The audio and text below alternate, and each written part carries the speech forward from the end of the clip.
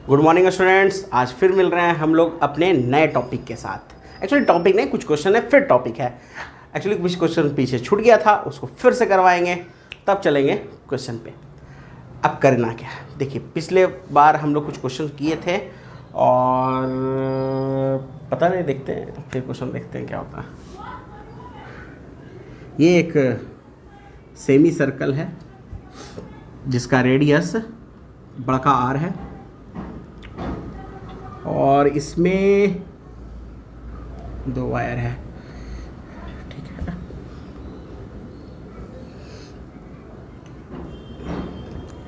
Current I जा रहा है, मतलब एक सेमी सर्कुलर में है, 2 वायर फिटेड है, ठीक है। और आपको बताना है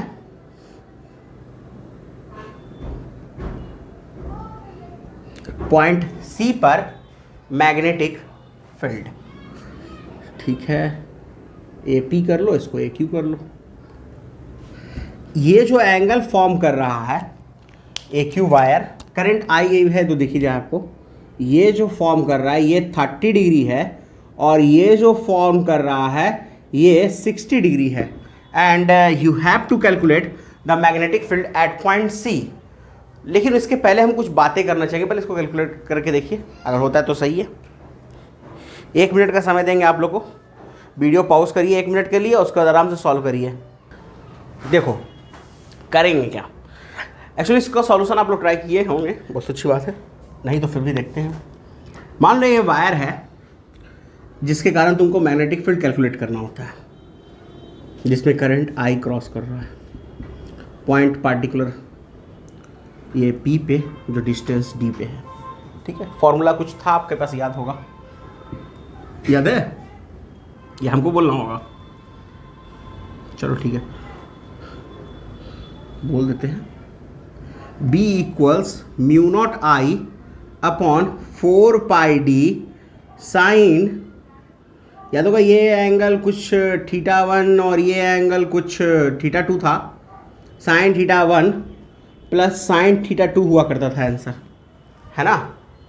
ठीक है, अब करेंगे क्या, कैसे होगा इसका आंसर कैलकुलेट। तो हमको सबसे पहले यहाँ पे फाइंड आउट करना होगा परपेंडिकुलर डिस्टेंस। तो एक कंडीशन आपने पढ़ा है कि सेंटर का एंगल सरकमफेरेंस के एंगल का डबल होता है, याद है ना सर्कल में।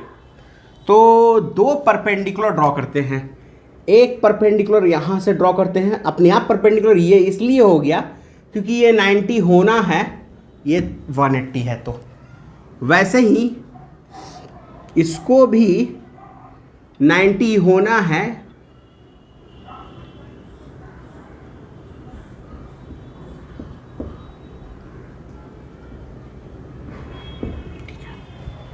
तो परपेंडिकुलर डिस्टेंस मिल गया, ठीक है, एंगल भी मिला हुआ है। अब आपसे एक बात पूछते हैं, ये फॉर्मूला θ1 θ2 है, अगर ये एंगल हमको मिल जाए तो क्या करेंगे हम लोग, और ये एंगल मिल जाए तो अल्फा और बीटा, तो फिर ये फॉर्मूला क्या हो जाएगा। बहुत सिंपल है, आपने देखना है कि अल्फा अगर हमको मिला हुआ है तो θ1 जो है वो हो जाएगा मेरा 90 माइनस अल्फा होगा, और θ2 क्या हो जाएगा आपका 90 माइनस बीटा, यहां रखेंगे तो साइन 90 माइनस थीटा क्या होता है कॉस थीटा। तो ये फॉर्मूला सेम रहकर बस थोड़ा सा बदल जाएगा, यहां पे कॉस अल्फा और यहां कॉस बीटा हो जाएगा, ठीक है ना। अब यहां परपेंडिकुलर डिस्टेंस पहले निकाल लेते हैं, इस वाले के लिए d1 मान लेते हैं और इस वाले के लिए d2। तो d1 होगा क्या, तो d1 होगा आपका, देखो ये 90 है, 90 के सामने वाला हाइपोटेनस, और ये है आपका परपेंडिकुलर, हाँ परपेंडिकुलर है, तो फिर यहां से क्या हो जाएगा 2r साइन 60 डिग्री होगा, देखिए तो d/2 साइन 60 डिग्री होगा ना, d1/2r साइन 60 डिग्री होगा, और साइन 60 का वैल्यू कितना होता है 1/2, साइन 60 का वैल्यू कितना होता है 1/2, √3/2, वेरी गुड। तो r√3 ये हो गया इसका रिजल्ट, और d2 कितना हो जाएगा आपका 2r साइन 30 डिग्री तो साइन 30 डिग्री हो जाएगा आपका, डेट इज आर। तो D1 और D2 मिल चुका। अब इस वाले में आइए, देखिए जो एंगल बन रहा है परपेंडिकुलर के साथ, एक 90 और एक कितना बना रहा है, ये 60 बना रहा है, और ये कितना बना रहा है, एक एंगल 90 और दूसरा एंगल 30। तो पहले वाले का फील्ड निकालेंगे हम लोग। मान लो इसको हम 1 पार्ट कर लेते हैं, इसको सेकेंड पार्ट कर लेते हैं। तो B1 फील्ड क्या होगा, mu naught I upon 4 pi D into cos 60 plus cos 90। एक पहला एंगल 60, दूसरा एंगल 90। अगर इसको हाफ तक करेंगे तो ये 90 ही बनेगा, है ना। तो कॉस 90 तो 0 होता है, कॉस 60 का वैल्यू हम लोग जानते हैं, mu naught I upon 4 pi, D1 था ना D1, तो D1 कितना है, √3r। √3r, एक काम करें, ठीक है, cos 60 को दिक्कत नहीं है, cos 60 को रहने दो, कोई दिक्कत नहीं है, ठीक है। और B2 कितना हो जाएगा, mu naught I upon 4 pi D2 का वैल्यू कितना है, D2 का वैल्यू R है, तो D2 का वैल्यू R डायरेक्ट रख दो, और ये हो जाएगा cos 30 प्लस cos 90। cos 30 का वैल्यू कितना होता है, वेरी गुड, √3/2। तो ये हो जाएगा mu naught I upon 4 pi R into cos, इसको एक काम करते हैं, इसको 1/2 कर ही देते हैं, 1/2, इसको √3/2। अब फील्ड देखते हैं, किसके लिए आउटवर्ड, किसके लिए इनवर्ड, या दोनों के लिए इनवर्ड, ऐसा कुछ है या नहीं है। तो सबसे पहला आपका क्या करना था, थंब रखना है करंट के डायरेक्शन में, और ये यानी इसके लिए इनवर्ड आएगा, देखो है ना, इसके लिए इनवर्ड आएगा। तो ऑब्वियस है कि अरे ओफ यार, चल दोनों के लिए इनवर्ड आएगा, वो दोनों के लिए क्या आएगा, इनवर्ड आएगा, ठीक है। तो दोनों के लिए क्वेश्चन बदल गया, चलो खुद करते हैं, दोनों के लिए इनवर्ड, तो दोनों को ऐड कर देते हैं अब हम लोग। तो नेट फील्ड क्या हो जाएगा मेरा, तो नेट फील्ड हो जाएगा B1 प्लस B2, दोनों को ऐड करिए, आपका आंसर आ जाएगा, ठीक है, नोट करिए।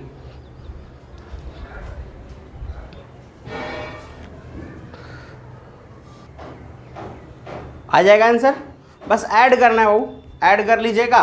कॉमन कितना आ जाएगा, mu naught I upon 8 pi R common हो जाएगा, √3 प्लस 1/√3, तो 3 और 1 4 हो जाएगा ऊपर, 4 से 2 बार में काट दीजिएगा, जो होगा वो आपका रिजल्ट हो जाएगा।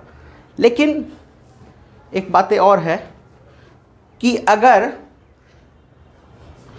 अपोजिट डायरेक्शन में करंट होता तो क्या होता, अगर करंट अपोजिट डायरेक्शन में होता तो क्या होता, मतलब जो हमारा ओरिजिनल क्वेश्चन था, जो हम पता नहीं मेरे से मिस्टेक हो गया, अगर ऐसा होता तो फिर क्या होता।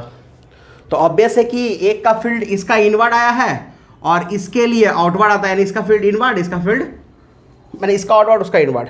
तो अब क्या करते हैं, इस केस में नेट फील्ड घटा लेते हैं हम लोग, और घटा के जो रिजल्ट आता वो आंसर हो जाता। तो ऊपर जो 3 हुआ है, 4 जो हुआ है वो आपका 2 हो जाता। आप इसमें क्या करते, इससे इसको घटाते ना, इसका फील्ड ज़्यादा, इसका फील्ड कम है, ठीक है।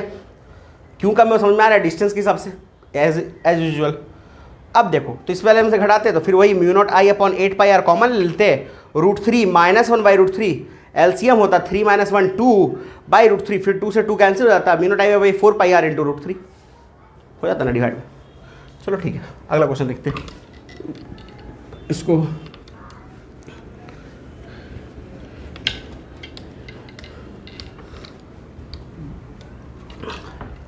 नेक्स्ट क्वेश्चन क्या है कि मान लो एक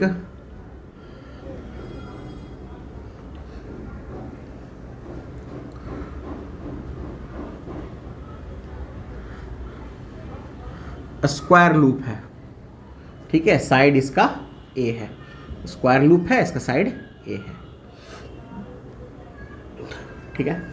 और आपसे बोल रहा है कि इसके सेंटर से a/2 डिस्टेंस पे फील्ड क्या होगा ये बताना है, a/2 डिस्टेंस पर फील्ड क्या होगा ये बताना है, जबकि लगता है स्क्वायर सही नहीं बना है, जबकि स्क्वायर आपका सही नहीं बना, मतलब करंट इससे आई जा रहा है, करंट किधर जा रहा है, आई जा रहा है, then you have to calculate चलो सॉल्व करके देखो कैसे होगा।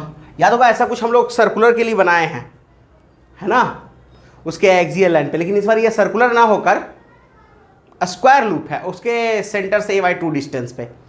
सोचो, टाइम लो, बनाओ, पॉज करके आराम से। हो गया नोट? मतलब बन गया, एक्चुअली नोट नहीं बन गया। देखो एक्चुअली इसका एक फॉर्मूला होता है, वो a/2 डिस्टेंस का है ना। अगर हमसे x डिस्टेंस पे कहता, ठीक है, x डिस्टेंस पे इसके एक्सिस से, तो उसके लिए फील्ड का एक फॉर्मूला होता है 4μ0 IA² divide by pi into 4x² plus a² into 4x² plus a² power half. ये रिजल्ट होता है किसी भी स्क्वायर लूप जिनका साइड a है और x डिस्टेंस उसके एक्सिस से। अब यहाँ पर हमसे क्वेश्चन में कहा है a/2, तो इसमें x की जगह क्या रख देना है, a/2, और आपका जो आंसर है वो आ जाएगा। लेकिन अगर किसी के मन में ये सवाल चल रहा हो कि ये कैसे हुआ, चल रहा है, देखो कैसे हुआ।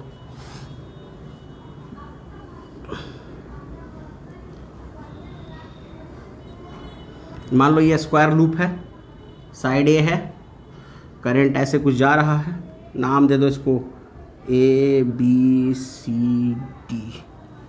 ठीक है, और हर एक का साइड ए है।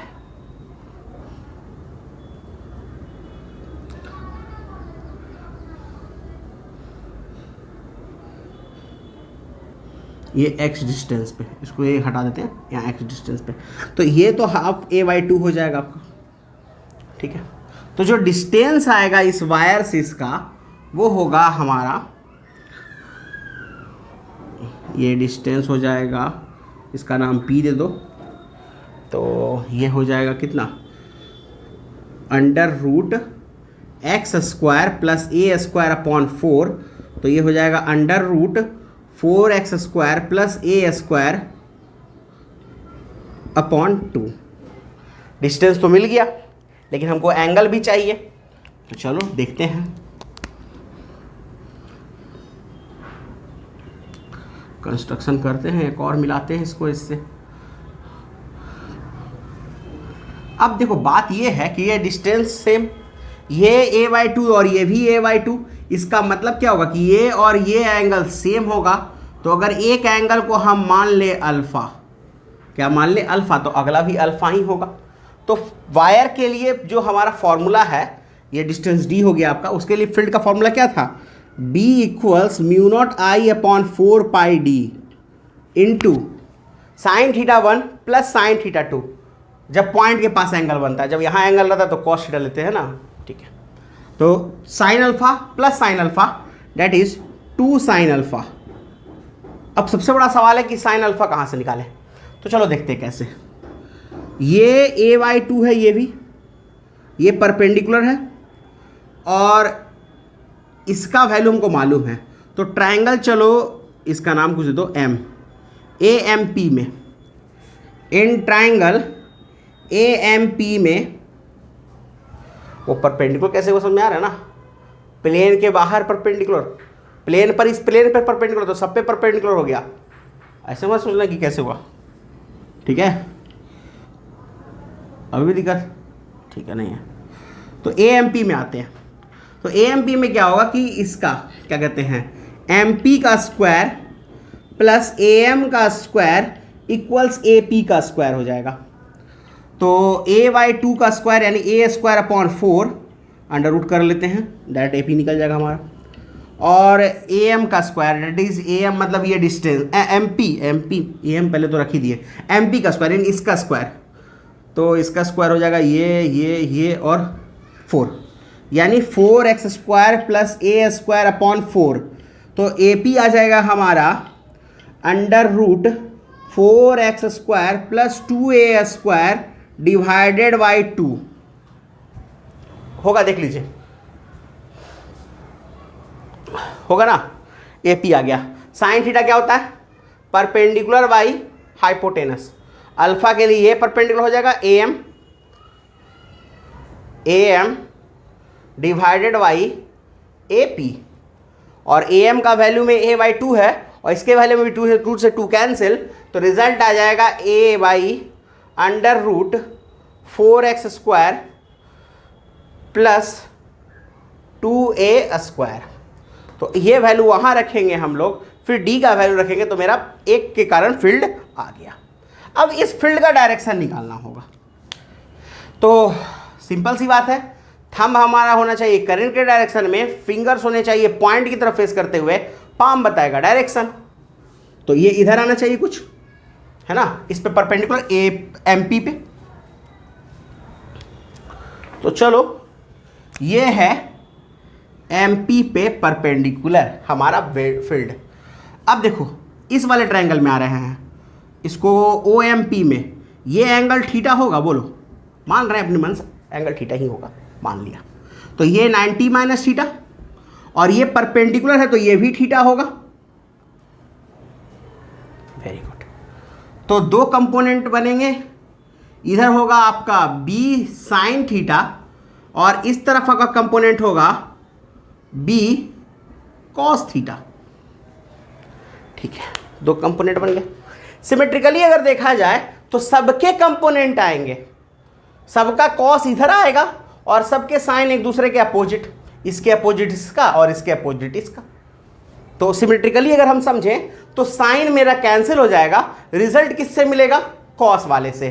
तो जो नेट बी आएगा हमारा, बी नेट आएगा, वो क्या होगा, ये जो रिजल्ट है इनटू कॉस थीटा, अल्फा नहीं थीटा, तो mu naught I by 4 pi D into 2 sine alpha into cos theta, और इसमें 4 मल्टीप्लाई करना हम भूल गए हैं, तो आप ना भूलें, ज़्यादा अच्छा रहेगा।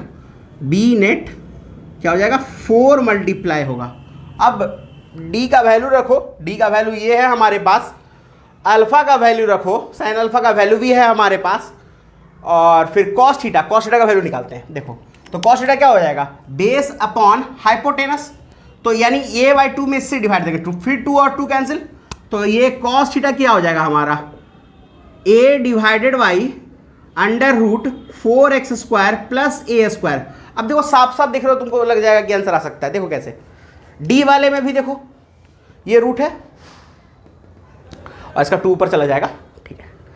इसमें A है, A अपॉन इतना, देखो एक टर्म आ गया हमारा हाफ, फिर कॉस थीटा वाले में कितना है, A अपॉन वो, और उसका अंडर रूट और इसका अंडर रूट मल्टीप्लाई होके ये रिजल्ट दे देगा हमको, ठीक है। 2 ऊपर गया है और ये 2, 4 से 4 ये कट जाएगा, सारा रिजल्ट आ जाएगा। नोट कर लीजिए इसको। देखिए वो नया क्वेश्चन देखते हैं अब। चलो वो मिट गया गलती से।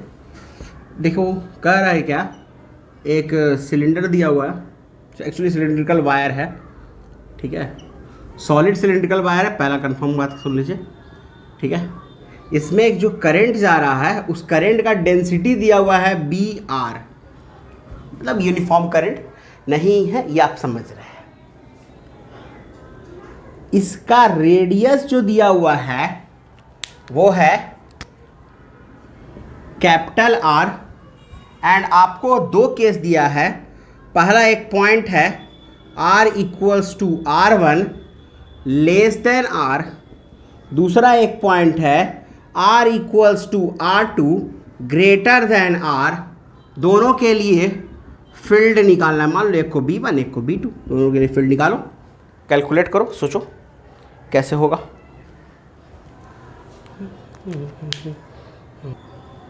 याद होगा हमने एक फॉर्मूला लिखवाया था, B इंटू DL 2 पाई R करके कुछ था, याद आ रहा है, R डिस्टेंस पे जब निकालना था, जब J वेरिएबल था हमारा उसमें भी, तो J इंटू 2 पाई R इंटू DR करके कुछ लिखवाए थे, 2 पाई X dx, तो और 0 से लेके उस पॉइंट तक जहाँ तक हमको निकालना है, दैट इज R। ऐसा कोई फॉर्मूला लिखवाए है, बस सिचुएशन थोड़ा सा चेंज है।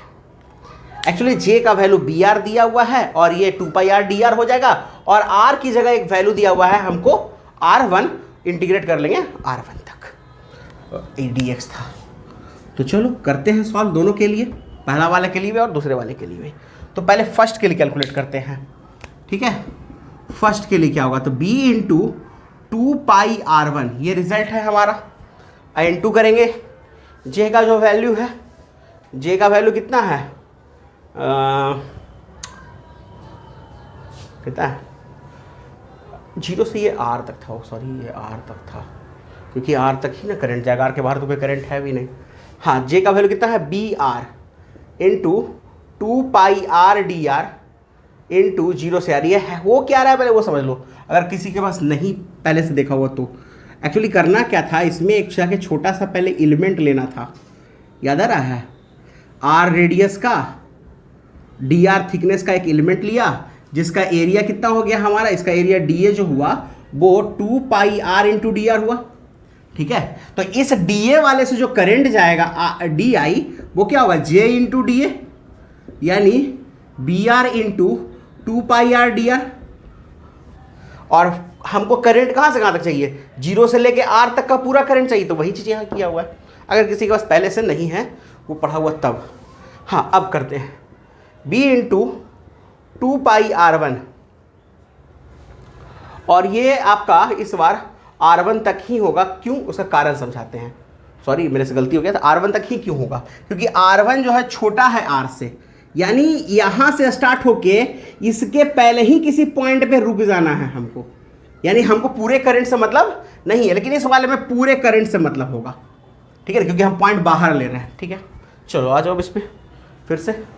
तो 2π तो बाहर है ही हमारा, मैंने बाहर कर लिया एक्चुअली, b भी बाहर कर लेते, 2πb, और ये r² होगा तो r³ 3, और लिमिट सेट करेंगे तो r1 का होल क्यू अपॉन 3 होगा।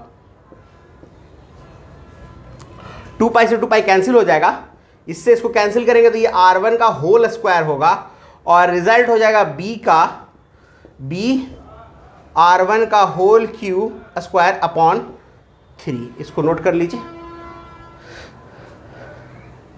ठीक है। बस एक गलती हो गई हमसे, और पता नहीं क्यों हो रहा है इतना, आज म्यू नोट छूट गया, वो ये म्यू नोट को भी इसमें शामिल करना था, बट पता म्यू नोट घर चला गया।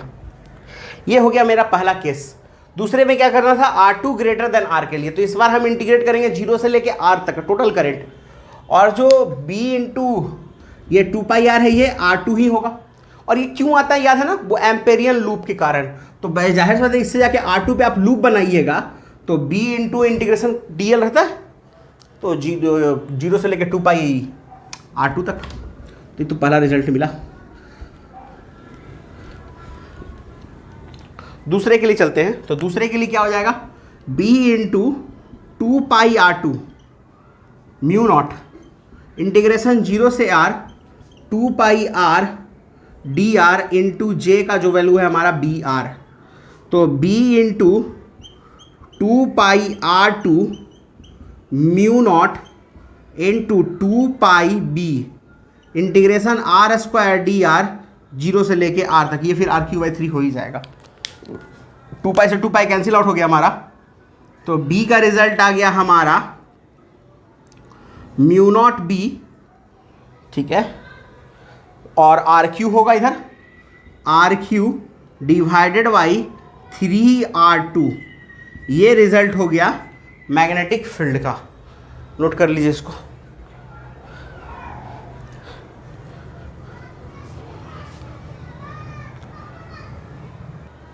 हो गया नोट। चलिए देखते हैं क्वेश्चन नया।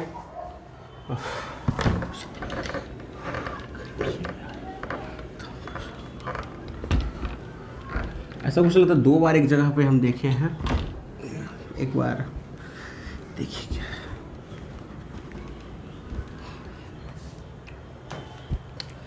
कह रहा है।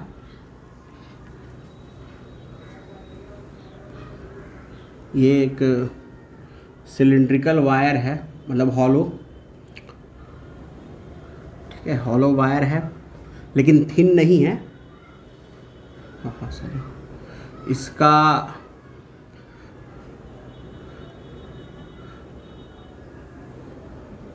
इनर रेडियस r/2 है और आउटर रेडियस आर है, जे जो है इसमें यूनिफॉर्म है। इसके पहले जो हम देखे थे वो बी आर था, मतलब कि चेंज कर रहा था, ये यूनिफॉर्म है। इसके लेंथ के लॉग ऐसे सब में सेम करंट जा रहा है। आपको बनाना है बी एंड आर का graph of B and R बनाइए। कहाँ पर? तीन ही केसेस में तो है ही बाबू, एक आउटसाइड, एक एकदम से इनसाइड दैट इज 0 से लेके r/2 तक, दूसरा r/2 से लेके r तक। मतलब 0 से r/2 का एक बनेगा आपका r/2 से r के लिए, और एक r से ग्रेटर के लिए। सोचिएगा तो मेरे ख्याल से एकदम से इजी है ये, सोचिए, अगर सोचिएगा तब।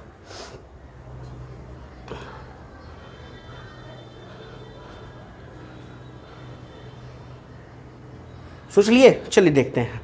पहला बात की इनसाइड वाले की अगर बात करें यहाँ पर का, मतलब जब हम केस समझें कि r लेस देन r/2 हो, तो r लेस देन r/2 होगा तो वहाँ करंट तो है ही नहीं हमारा, है ना। कोई भी अगर हम लूप बनाए तो उसमें कोई करंट दिखेगा नहीं।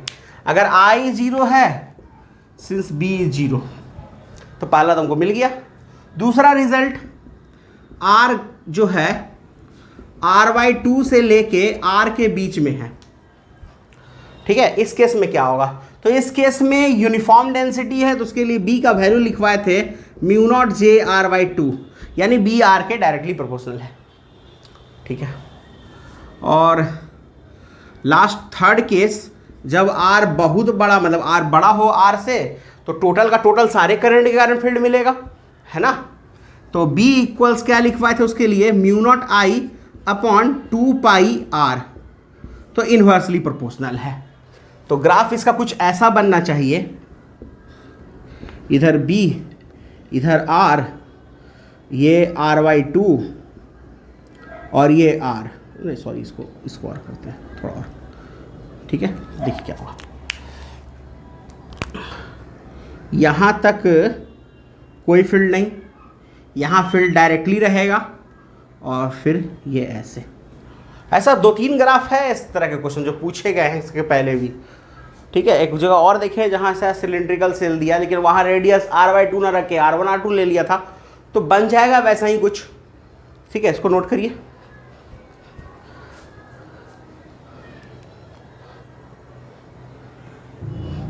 हो गया, लिख लिए इसको।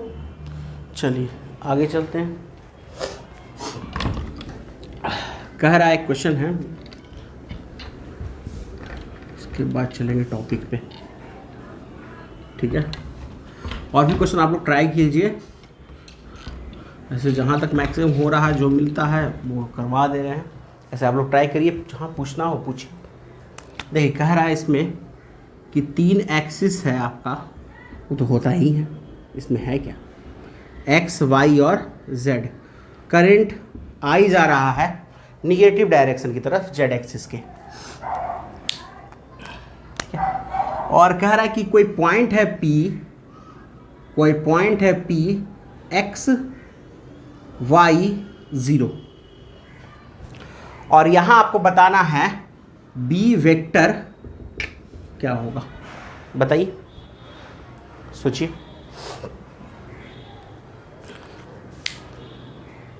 देखिए कैसे बनेगा। सबसे पहले तो मान लो करंट इधर जा रहा है आपका, ठीक है। ये आपका करंट जाने का, सॉरी, ये करंट जाने का डायरेक्शन है, और करंट कैरिंग वायर से ये इसका डिस्टेंस है। अगर ये पॉइंट XY 0 है, इसका मतलब ये XY प्लेन में है ना। ऐसा भी कर सकता था कि वैसा प्लेन जिसका इक्वेशन Z = 0 हो, XY प्लेन ही होगा। तो ये X और ये Y, तो ये डिस्टेंस जो हमारा D है, ये D कितना हो जाएगा, √x² + y², ठीक है। In long wire infinite wire है, तो फील्ड का फॉर्मूला जो था B = μ0 I अपॉन 2πd, ठीक है। डायरेक्शन निकालते हैं, इधर आएगा कुछ, यानी इस तरफ आएगा कुछ B का वैल्यू। ये एंगल थीटा, ये 90 -θ, तो ये भी थीटा, तो दो कंपोनेंट, इस तरफ आएगा आपका बी कॉस थीटा और इस तरफ आएगा आपका बी साइन थीटा। तो बी जो वेक्टर हो जाएगा वो क्या हो जाएगा, B sine theta I cap minus B cos theta J cap. Cos theta का वैल्यू अगर हम निकालेंगे तो वो x अपॉन डी आएगा, होगा ना, ठीक है।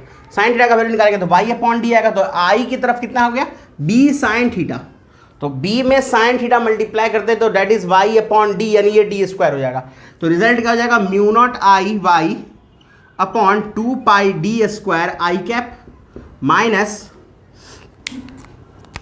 Mu naught I X upon 2 pi D square J cap. Common ले लेते हैं mu naught I upon 2 pi square, mu naught I 2 pi D square यानी इसका स्क्वायर। तो रिजल्ट क्या हो जाएगा, X square plus Y square, Y I cap minus X J cap. ये रिजल्ट हो गया मैग्नेटिक फील्ड का वेक्टर फॉर्म में। नोट कर लीजिए इसको।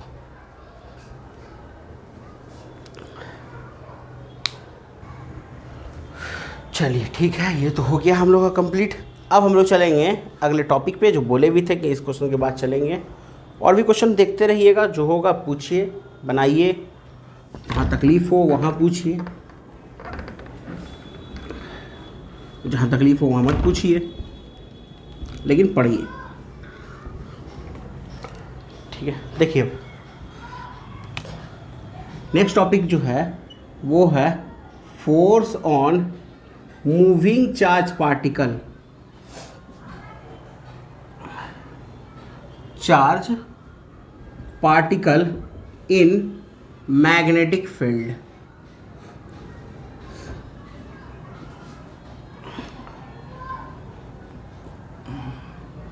Force on moving charge particle in magnetic field, ठीक है।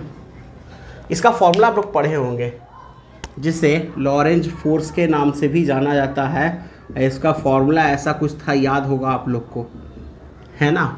या फिर इसको ऐसे लिखते थे q v B sine theta, ऐसा कुछ लिखते थे। इसमें ये फिक्स था कि फोर्स जो है वो दोनों पे परपेंडिकुलर होगा, मैग्नेटिक फील्ड पे भी और वेक्टर वेलोसिटी पे भी। यानी F परपेंडिकुलर होगा V पे और F परपेंडिकुलर होगा B पे, ठीक है। और एफ भी परपेंडिकुलर है, इसका मतलब कि पावर जीरो होगा। पावर क्या होता है, एफ डॉट वी होता है ना, तो पावर क्या होगा, जीरो हो जाएगा। पावर जीरो है, इसका मतलब वर्कडन भी जो होगा मैग्नेटिक फोर्स के कारण वो जीरो हो जाएगा। पावर क्यों जीरो समझ में आ रहा है ना, क्योंकि पावर का फॉर्मूला क्या होता है, एफ डॉट वी होता है। तो एफ डॉट वी जीरो, तो पावर जीरो, पावर जीरो तो वर्कडन जीरो, ऑब्वियस है। वर्कडन जीरो होता है तो फिर एक और चीज़ निकाल सकते हैं, वर्कडन क्या होता है, चेंज इन काइनेटिक एनर्जी। तो वर्कडन ही जीरो तो काइनेटिक एनर्जी चेंज नहीं करेगा, यानी डेल्टा के ई जीरो। इसका मतलब के ई इनिशियल इक्वल्स के ई फाइनल, मतलब के ई कॉन्स्टेंट, डेट इज के ई कॉन्स्टेंट। ये भी हो सकता है। डायरेक्शन कैसे निकालेंगे, तो बहुत सिंपल है डायरेक्शन निकालना, वही thumb rule, right hand thumb rule, actually thumb rule है, right hand thumb rule. Finger आपको रखना है वी की तरफ, कर्ल करना है बी की तरफ, and then thumb will give the direction of force. जैसे एक चार्ज है हमारा और फील्ड है यहाँ पे क्रॉस, तो ये इधर घूम रहा है v वेलोसिटी से, फोर्स बताना है इस पे। क्या करना है, थंब रखना है, मतलब फिंगर रखना है आपका v की तरफ, कर्ल करना है मैग्नेटिक फील्ड की तरफ, देन आपका थंब जो बताएगा वो डायरेक्शन बताएगा किसका, फोर्स का। बहुत इजी है।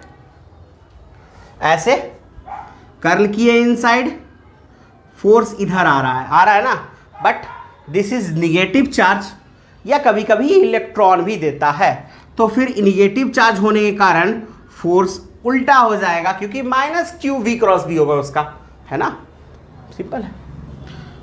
अब वैसे ही अगर हमारा ये है और ये इस तरफ भी जा रहा है,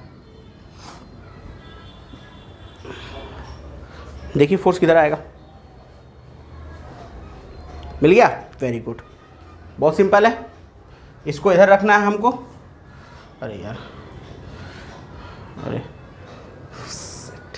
इसको इधर रखना है, कर्ल करेंगे नीचे आएगा,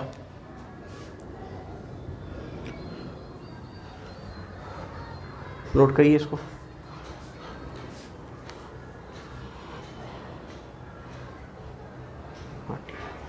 तो इस तरह से हम कैलकुलेट कर सकते हैं फोर्स का वैल्यू के लिए हमारे पास फॉर्मूला है, फोर्स का डायरेक्शन ऐसे कैलकुलेट किया जा सकता है। और भी तरीके हो सकते हैं, जैसे, और देखिए कैसे, मान लो यहाँ हम ये दे दें कि इलेक्ट्रॉन मूव कर रहा है इस डायरेक्शन में, ठीक है, और उसके साइमल्टेनियसली एक चार्ज मूव कर रहा है इस डायरेक्शन में। आप बताओ कि फोर्स इस पर लगेगा तो किस डायरेक्शन में लगेगा। ऐसा भी क्वेश्चन दिया जा सकता है, बट ये एक्चुअली दिया नहीं जाएगा, समझने के लिए ऐसा क्वेश्चन थोड़ा देता है।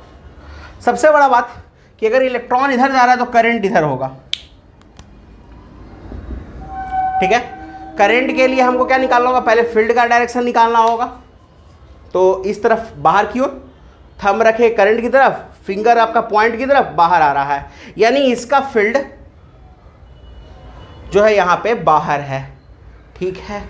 अब बाहर है तो सेम वही कंडीशन आपका, यहाँ से ये इसका करंट, इसका फोर्स नीचे आएगा F। समझ में आया, कोई दिक्कत बोली है, ठीक है। तो ऐसा भी क्वेश्चन, मतलब क्वेश्चन नहीं कह सकते, सिंपल समझिए कंसेप्ट है, ये एक रिजल्ट है, सिंपल हो गया नोट। अब इसके कुछ केसेज हैं हम लोग को पढ़ने, ठीक है। जैसे कि सिंपल एक V का केस होता है, V B के पैरेलल परपेंडिकुलर। फिर हम लोग पढ़ेंगे जब इलेक्ट्रिक फील्ड रहेगा, तो जब फिर एक कंडीशन रहता है कि V B के साथ कुछ एंगल बना रहा होगा, तो ऐसा बहुत सारा केस है हम लोग को पढ़ने को।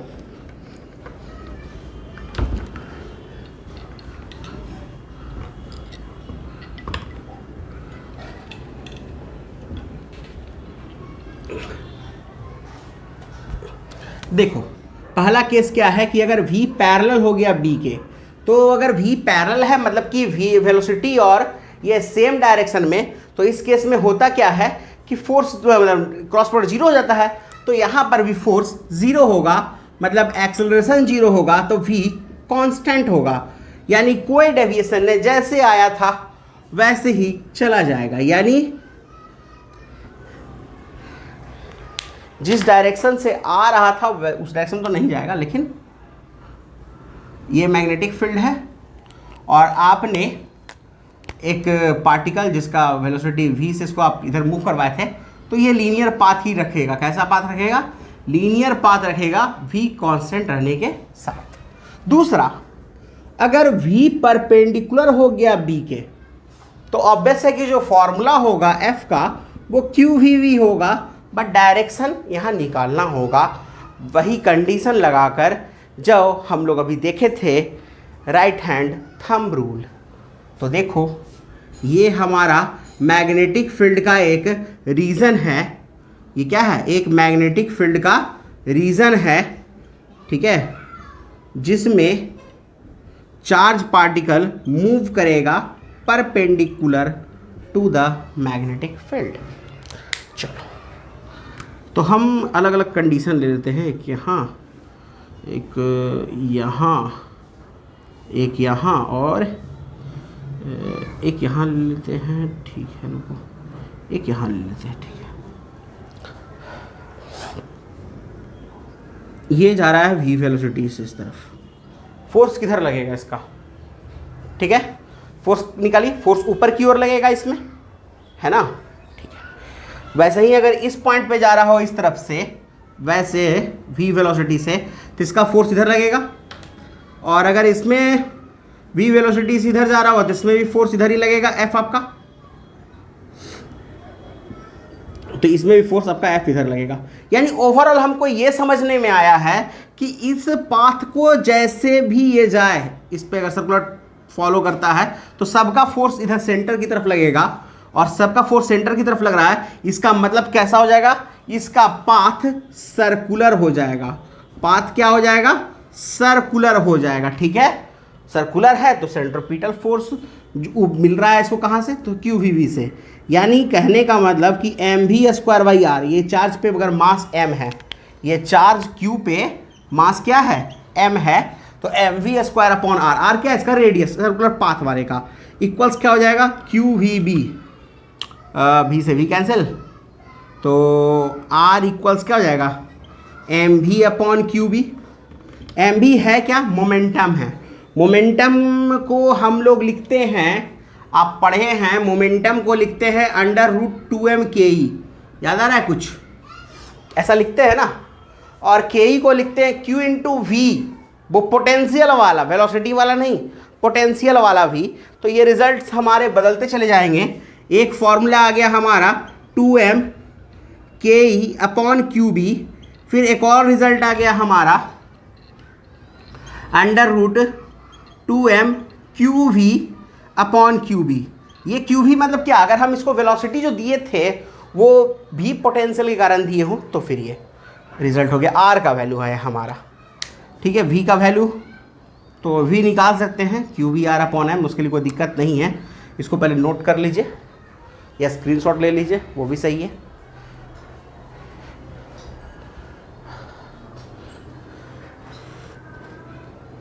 हो गया कैलकुलेट। अब देखिए इसके बाद और क्या चीज़ इसमें हमको याद करना था, जैसे अगर ये सर्कुलर पाथ ट्रैवल कर रहा है तो उसको चक्कर लगाने में कुछ समय लगेगा, वो समय जिसको हम लोग टाइम पीरियड कहते हैं, है ना। तो T का फॉर्मूला क्या हो जाएगा, तो T इक्वल्स हो जाएगा 2 upon R upon V, that is mv upon QB into V, V से V कैंसिल, तो T का रिजल्ट हो जाएगा 2πm अपॉन QB। तो देखो Q, अब ये तो रिजल्ट हो गया हमारा। अब देखिए यहाँ से क्या होगा, QV बाई M को हम लोग 2π अपॉन T कह सकते हैं, ये इधर आ गया, ये यहाँ और ये यहाँ, और इतना को हम लोग कहते हैं ओमेगा। तो ओमेगा का वैल्यू कितना आ गया, QV अपॉन M, ठीक है। और फ्रीक्वेंसी तो 1/T होता है, तो फ्रीक्वेंसी हो जाएगा आपका QB अपॉन 2πm। ये सारे रिजल्ट हो गए जब V परपेंडिकुलर रहेगा B के तब। अब हम देखेंगे नेक्स्ट वाला केस, आज के लिए उतना कम से कम कर लें, जब एंगल थीटा हो तब। जब एंगल थीटा हो मतलब इस बार क्या होगा कि वेलोसिटी V जो होगी ऐसे जा रहा होगा, तो V cos थीटा इस तरफ और V sin थीटा इस तरफ, ठीक है। V cos थीटा क्या करवाएगा, V cos थीटा, पहली बात कोई V cos थीटा जो है ये तो कांस्टेंट बन गया हमारा। V cos थीटा क्या हो गया, कांस्टेंट हो गया। क्यों, क्योंकि V cos थीटा के कारण कोई फोर्स नहीं, क्योंकि V cos थीटा B के पैरेलल है। But V sin theta wants to make it in circle, ये सर्कल बनाना चाहता है और ये चाहता है कि ये स्थिर ना रहे, पार्टिकल आगे जाए। इसका मतलब क्या होगा कि सर्कल भी होगा और वो आगे भी जाएगा। It becomes a type of helix, ये हेलिक्स की तरह जाएगा इस तरह से, भगवान जाने कैसा चित्र बनाया वो, लेकिन हेलिक्स की तरह ही जाएगा, ठीक है। तो अब क्या होगा, सारे रिजल्ट में जो V है वो V की जगह V cos थीटा हो जाएगा परपेंडिकुलर वाले केस में, और हेलिक्स बनेगा V cos थीटा के कारण। और वो हेलिक्स में जो आप एक डिस्टेंस देखते हो, ये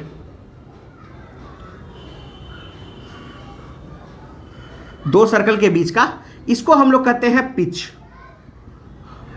और ये है क्या, जितना टाइम सर्कल में लगा उतना ही में ये डिस्टेंस बना है, यानी ये है actually V cos theta multiplied by T। T नहीं चेंज करेगा, क्यों, क्योंकि T में आपका वेलोसिटी नहीं है, QB में भी वेलोसिटी ओमेगा में नहीं है, F में भी नहीं है, बस चेंज करेगा आपका R, क्योंकि R में वेलोसिटी था हमारा, है ना। R में क्या था, वेलोसिटी था। तो इस केस में R आ जाएगा, देखिए क्या, तो R आ जाएगा आपका mv अपॉन, यानी mv sin theta upon QB, ठीक है। और ये रिजल्ट आ जाएगा कितना, V cos theta into 2πm upon QB, यानी ये रिजल्ट हो गया हमारे पिच का। पिच का रिजल्ट क्या हो गया, V cos थीटा यानी 2πm V cos theta upon QB, और R का वैल्यू हो गया MB sin theta upon QB। बाकी से रिजल्ट इसलिए रह गया क्योंकि बाकी में कोई वेलोसिटी है ही नहीं। तो ये हो गया हमारा मैग्नेटिक फील्ड के अलग अलग एस्पेक्ट के कारण क्या फोर्स आएगा। लेकिन अभी इसमें एक नया एंट्री होगा अगले क्लास में, जब हम लाएंगे इसके साथ इलेक्ट्रिक फील्ड को, ठीक है। यानी electric field and magnetic field both are present parallel perpendicular, अलग अलग केसेस देखेंगे, ठीक है, जो एक तरह से प्रैक्टिस के लिए काफ़ी अच्छा चीज़ है। अगर कभी क्वेश्चन पूछे तो काम दे देगा, ठीक है। तब तक के लिए पढ़ते रहे, स्टे होम, स्टे सेफ।